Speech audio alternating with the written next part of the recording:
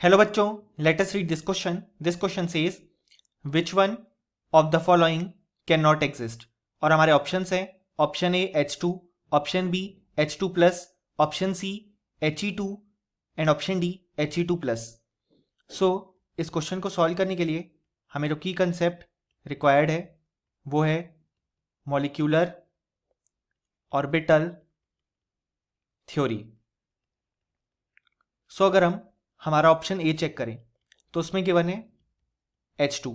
सो इसके लिए जो नंबर ऑफ इलेक्ट्रॉन्स हो जाएंगे वो हो जाएंगे 1 इंटू 2 यानी कि 2, क्योंकि हाइड्रोजन के लिए जो नंबर ऑफ इलेक्ट्रॉन है वो है 1. सो H2 के लिए हो जाएंगे 2.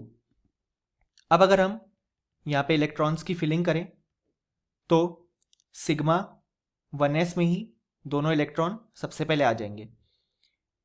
सो इसके लिए जो बॉन्ड ऑर्डर हो जाएगा वो हो जाएगा half multiplied by number of electrons in bonding orbital minus number of electrons in anti bonding orbital. So यहाँ पे एंटी बॉन्डिंग ऑर्बिटल में 0 इलेक्ट्रॉन है. सो बॉन्ड ऑर्डर हो जाएगा हाफ मल्टीप्लाइड बाय 2 माइनस 0, यानी कि जो बॉन्ड ऑर्डर आ जाएगा वो आ जाएगा 1. सो क्योंकि इसका बॉन्ड ऑर्डर एक पॉजिटिव क्वांटिटी आ रहा है यानी कि हम बोल सकते हैं कि H2 एग्जिस्ट करेगा. सो हमारे लिए ऑप्शन इनकरेक्ट हो जाएगा क्योंकि हमसे पूछा गया है which of the following can not exist. अब अगर हम हमारा ऑप्शन बी चेक करें तो वो है H2 प्लस.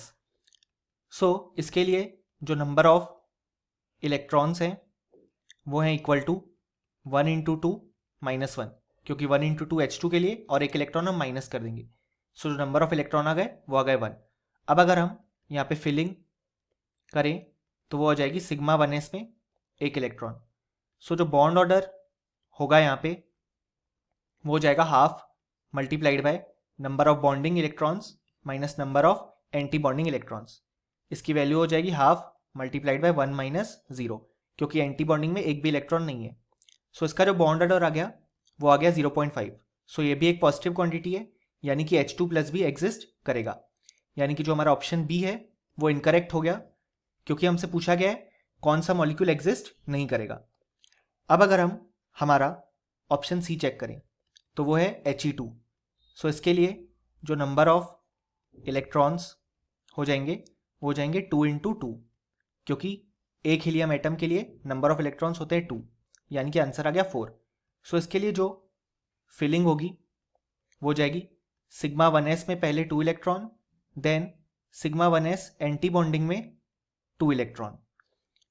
सो यहाँ पे जो बॉन्ड ऑर्डर आ जाएगा वो आ जाएगा सेम फॉर्मूले से half multiplied by number of bonding electrons minus number of anti bonding electrons. So यहाँ पे जो बॉन्डिंग इलेक्ट्रॉन्स है वो भी हैं 2 और यहाँ पे एंटी बॉन्डिंग इलेक्ट्रॉन्स भी 2 हैं.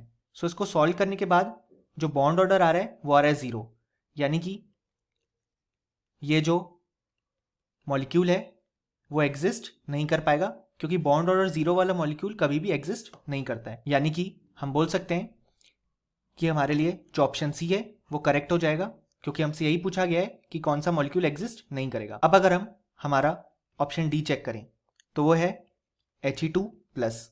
सो इसके लिए जो नंबर ऑफ इलेक्ट्रॉन्स हो जाएंगे वो हो जाएंगे 2 इंटू 2, जो कि He2 के लिए थे, माइनस 1 यानी कि 3. सो इसकी जो फिलिंग हो जाएगी वो हो जाएगी सिग्मा 1s में 2 इलेक्ट्रॉन्स और सिग्मा 1s एंटी बॉन्डिंग में एक इलेक्ट्रॉन.